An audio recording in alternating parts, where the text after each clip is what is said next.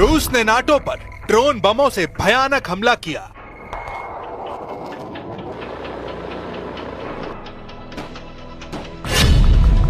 NATO chief का ऐलान, एक एक इंच के लिए लड़ेंगे।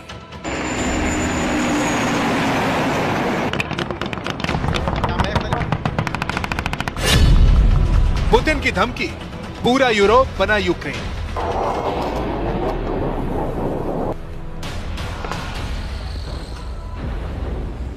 सिर्फ दो वॉर जोन बारूद के ढेर पर है। एक को इजराइल ने बना रखा है, दूसरे को रूस ने।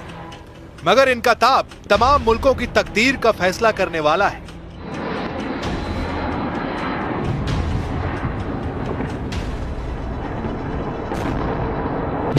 कि बारूद की जगह अब एटमी हथियारों के इस्तेमाल का सिग्नल मिलने लगा है। आसमानी कैमरे में कैद हुई तस्वीरों ने सुपर पावर के खिलाफ बने एटमी चक्रव्यूह की तस्दीक कर दी है। यह सैटेलाइट तस्वीर पेंटागन में 100 दफा देखी गई है। ट्रंप ने भी इन तस्वीरों की डिटेल मांगी है, क्योंकि अमेरिका के लिए यह तीसरा एटमी खतरा बताया जा रहा है। ईरान रूस के बाद अमेरिका को सबसे कट्टर दुश्मन ने परमाणु प्रलय की टेंशन दी है।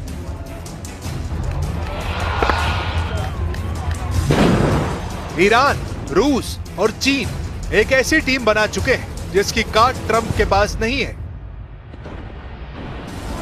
ईरान ने अमेरिका को युद्ध में बराबर की टक्कर दी है। रूस यूक्रेन युद्ध अमेरिका को भागने पर मजबूर कर चुका है और अब चीन ट्रंप के लिए सबसे बड़ा चैलेंज लेकर वॉर जोन में आ गए हैं। सवाल है, ट्रंप का सबसे बड़ा सिरदर्द कौन सा युद्ध है? क्या रूस यूक्रेन युद्ध अमेरिका के लिए बड़ा खतरा है? क्या ईरान इजराइल का युद्ध सुपर पावर के लिए थ्रेट साबित हो रहा है, या फिर ट्रंप को असली टक्कर चीन से मिलने जा रही है? हर फ्रंट पर अमेरिका फंसा हुआ है। ईरान डील के लिए रेडी नहीं। रूस ने अब नेटो को फोड़ने का ऐलान किया है। पुतिन ने यूरोप और नेटो को सीधी धमकी दी है कि अब जिसने भी यूक्रेन को मदद पहुंचाई उसे तबाह कर डालेंगे। जेलेंस्की ने पुतिन की धमकी को गंभीरता से लेने की अपील की है। जेलेंस्की ने कहा है कि रूस सबसे भयानक युद्ध की शुरुआत करने जा रहा है।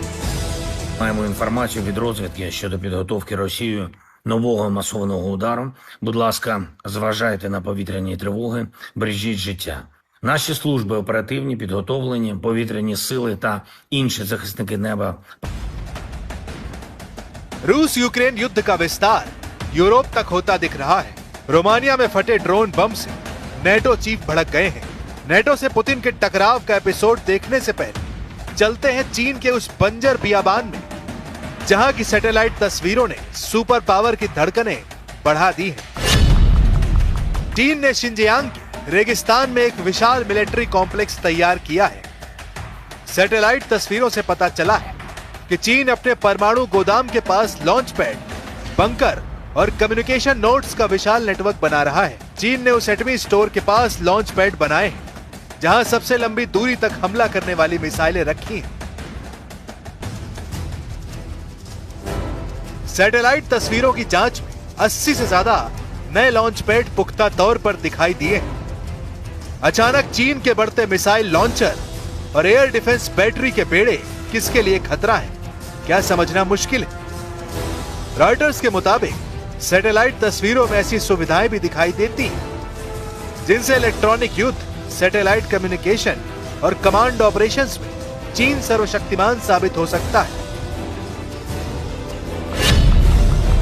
ड्रैगन का रेगिस्तान में बना ये इंफ्रास्ट्रक्चर 8 भुजाओं वाले 2 ढांचे पर आधारित है। इन्हें पिछले 6 साल में पूर्वी शिनजियांग प्रांत में बनाया गया है। दोनों ढांचे हामी परमाणु भंडार क्षेत्रों के दक्षिण पश्चिम क्षेत्र में मौजूद है। इनमें से एक लगभग 140 किलोमीटर दूर है, वहीं दूसरा लगभग 230 किलोमीटर दूर है। इन ढांचों में सैनिकों के रहने की जगह, बड़े बड़े सैन्य वाहनों की रखने की व्यवस्था भी, यहाँ हवाई अड्डा और रेल लाइनें भी हैं, जो इन ढांचों को हामी के परमाणु भंडार से जोड़ती है। चीन ने ताइवान को कब्जे में लेने की धमकी हाल ही में दी है। ट्रंप की चाइना विजिट में भी जिनपिंग ने ताइवान पर उनसे अमेरिका के स्टैंड में बदलाव की मांग की थी, लेकिन ट्रंप ताइवान को चीन के हवाले करने के लिए तैयार नहीं है। क्योंकि ताइवान एशियाई प्रशांत में शक्ति संतुलन के काम आता है। इसलिए चीन अपनी एटमी पावर से अमेरिका को अलर्ट कर रहा है, क्योंकि चीन सागर में युद्ध भड़का तो अमेरिका दखल देगा। ऐसे में ड्रैगन अपनी एटमी पॉलिसी भी बदलने पर विचार कर सकता है। हालांकि फिलहाल चीन वेट एंड वॉच कर रहा है, क्योंकि ईरान और रूस उसका आधा काम कर रहे हैं। रूस पर यूरोपीय देशों पर हमले के आरोप लगने लगे हैं। रोमानिया में ड्रोन बम धमाकों से नेटो फोर्स बौखला गई।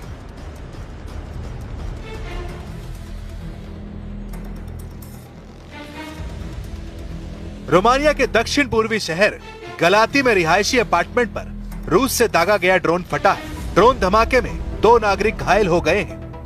नेटो चीफ मार्क रूटे ने रूसी ड्रोन हमले के बाद रोमानिया के राष्ट्रपति निकोसोर डैन से बात की है। रूटे ने ऐलान किया है कि वो रूस से नेटो देशों की एक इंच जमीन को बचाएंगे। रोमानिया में ड्रोन स्ट्राइक के बाद यूरोप की महाशक्तियां हरकत में आ गई हैं। जर्मनी ब्रिटेन में इमरजेंसी मीटिंग चल रही है। रूस से युद्ध में बाल्टिक देशों ने ओल्ड एज आर्मी को भी उतारने की शुरुआत कर दी।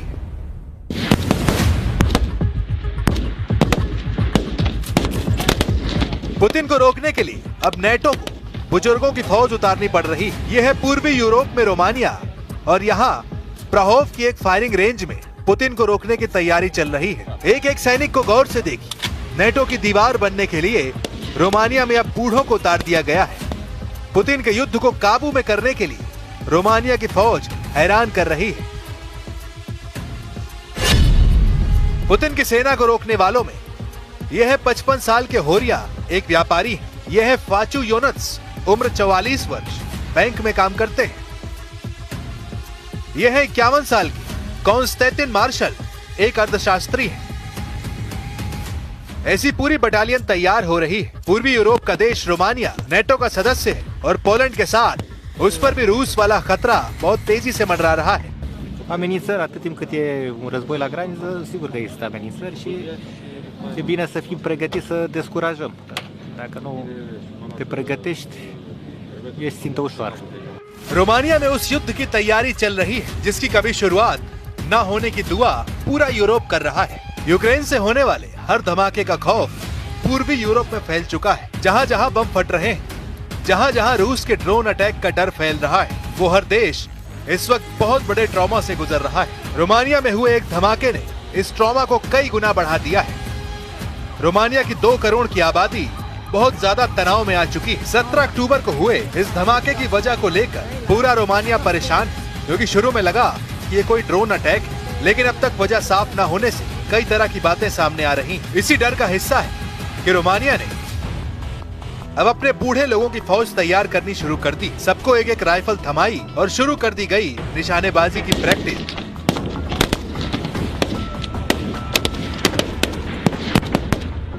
20 ceva de ani a fost ultima oară când am tras. Când ați făcut armata? În 2004. Vremea lungă care a trecut de la ultimele conflagrații mondiale în care au fost implicate mai multe state, e posibil ca oamenii să mai uite cât de rău poate să cât de mult rău poate să producă un război. Sperăm să nu ne confruntăm cu așa. Romania ने 2007 सैन्य service अनिवार्य करने वाला system 2007 में खत्म कर दिया था, लेकिन 18 साल बाद अब पुतिन के गुस्से ने पूरे यूरोप का ब्लड प्रेशर संकट में पहुंचा दिया है। रूस और यूक्रेन युद्ध के खतरे ने यूरोप को कैसे डराया हुआ है, इसके कुछ आंकड़े आपको हैरान कर देंगे। पोलैंड ने अपनी रिजर्व फोर्स 5 लाख तक बढ़ाने का फैसला किया है। जर्मनी में अब रिजर्व फोर्स बनाने के लिए 6 महीने की आर्मी ट्रेनिंग देने की तैयारी हो रही है। रिजर्व सैनिकों की तादाद 2 लाख तक जा रही है। डेनमार्क में सबको 4 से 11 महीने की आर्मी ट्रेनिंग देने का प्लान है। इसमें महिलाएं भी शामिल होंगी। फिनलैंड में 9 लाख रिजर्व फोर्स है और ये यूरोप में सबसे तेजी से युद्ध की तैयारी करने के लिए जाना जाता है।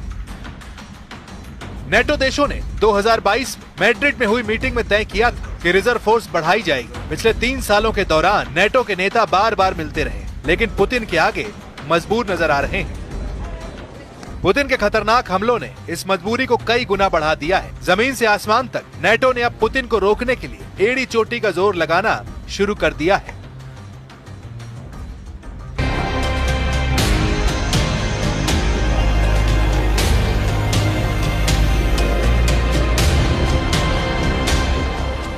नेटो के जेट अब पुतिन को डराने की लगातार कोशिश कर रहे हैं। नेटो के फाइटर जेट रूस को उसकी हद बताना चाहते हैं। ये फाइटर जेट दावा कर रहे हैं कि नेटो के आसमान में पुतिन की घुसपैठ का मतलब होगा तीसरा विश्व युद्ध। नेटो सोच रहा है कि पुतिन घबरा जाएंगे। नेटो के दिलो दिमाग पर सिर्फ और सिर्फ पुतिन को बैकफुट पर रखने का जुनून। लेकिन क्या इन पैतरों से यूरोप की सरहद से दूर रहेंगे पुतिन? क्योंकि रूस के बॉर्डर पर गूंज रही नेटो के विमानों की गड़गड़ाहट अब मॉस्को तक गूंज रही है। नेटो की एयरफोर्स बता रही कि वो पुतिन की चौखट पर पहुंच चुकी और अब रूस की खैर नहीं। लेकिन डोनाल्ड ट्रंप के रूखे रवैये ने जेलेंस्की के साथ साथ नेटो के होश उड़ा दिए हैं। व्हाइट हाउस में जेलेंस्की से मिलने के बाद ट्रंप ने एक तरह से कह दिया है कि पुतिन को रोकना अब उनके बस की बात नहीं है।